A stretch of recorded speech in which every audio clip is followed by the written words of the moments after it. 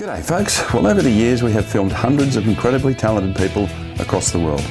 Many of these artists have gone on to produce their own videos as well. We hope you enjoy this great lesson from one of our Colour in Your Life artists. I've just pinned out a piece of watercolour paper here, and I'm just going to block in a painting, the start of the painting, the bones of it, and show you how that process happens, but we'll come back in 5 minutes and I'll be halfway through it. So I've just blocked in really quickly, roughly the shapes where I want everything to go. I'm going to let that dry for 5 minutes. I'll put a coat of impasto gel or binder medium or something like that, fast medium fixer, over the top to lock it all in. And then I'll start building all the highlights and shadows and details. So I've just re-established all these colours here again, and I've just put in these dark areas.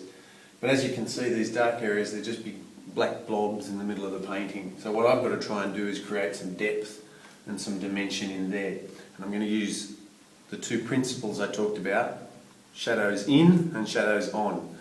So I'll run some shadows on the sand here and some shadows in the foliage.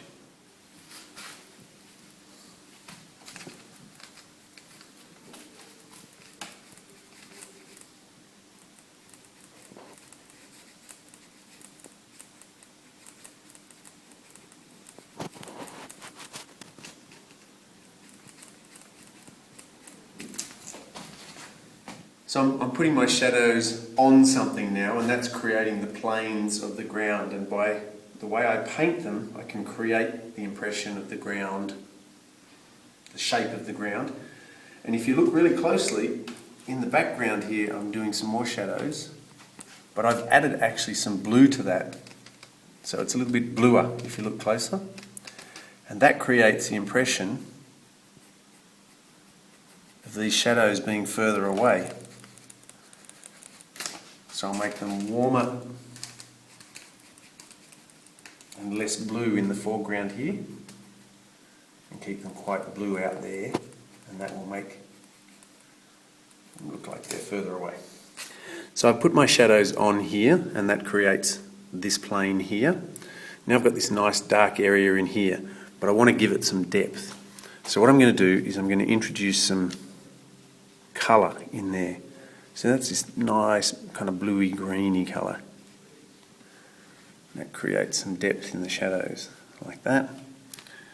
Do the same over here.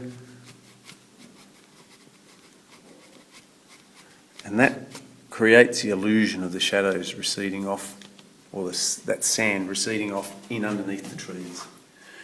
So what I've done too is I've started to put the highlights on the edges of these leaves. I'm not going to worry about that too much now, because I want to show you a way of making these shadows, putting some depth in those shadows. So light filters through the trees, so I'm just going to use the edge of my brush like that and create the impression that light's coming through and hitting these branches here and there, like that. Same over here.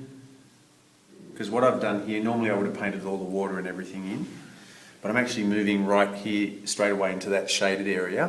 I'll come back and get all that later, because I want to illustrate a few points. So what we're going to do now is we're going to put some flashes of colour in the shadows, just to show how you can put unexpected colours in. I want you to imagine that light's filtering in through under those leaves, and it's reflecting the blue sky. So we put a few little flecks of blue in there, here and there. I don't know if you can see that. Like that.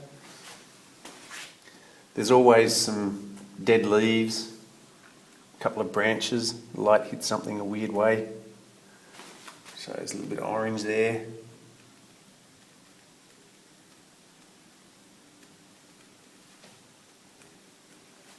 Like that. So light's filtered through the trees, and it's hitting a couple of leaves here and there, like that. And of course it's hitting some of that grass. It's growing underneath there, that scraggly stuff.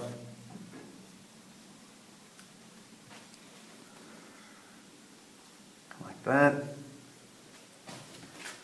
Of course, that lovely white sand here, light's going to filter through the leaves and hit the sand here and there, and under the trees. But it's also going to strike a branch every now and then on the way through. Oops. Just using the edge of the brush. It's going to hit some of that grass.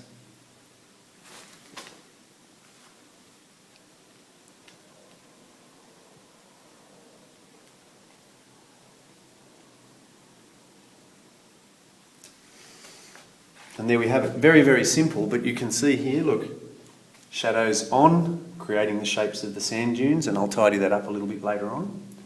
Shadows in, and I've put flashes of colour in there to give them some depth and dimension.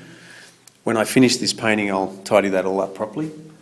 But it gives you the illusion of depth and dimension and can show how much colour you can put into your shaded areas. We've got a bluer shadow out here coming through to a purple. We've got flashes of reds and blues and everything in there. So anyway, there we have it. Just a very quick explanation of the things that we've written about on the Explore Acrylic Painting website. That'll be your Shadows painting page. There should be a few bits and pieces I haven't covered here. Hopefully between the two of those things you can make some sense of this.